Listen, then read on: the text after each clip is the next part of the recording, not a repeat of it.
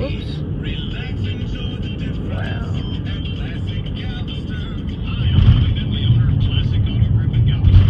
You don't have to get in this lane. You really no.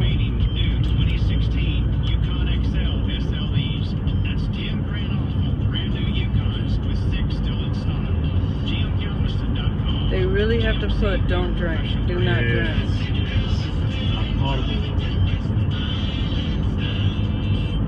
We need to face it so we can do something about it and get our lives back, ladies. I'm talking about hormone imbalance. It's an inevitable part of every woman's life. Hormone imbalance can make us feel tired, irritable, depressed. Gee, where could all of this stuff be going? She asked innocently. See if there's engineers in the engine. We'll ask. We can go to her care.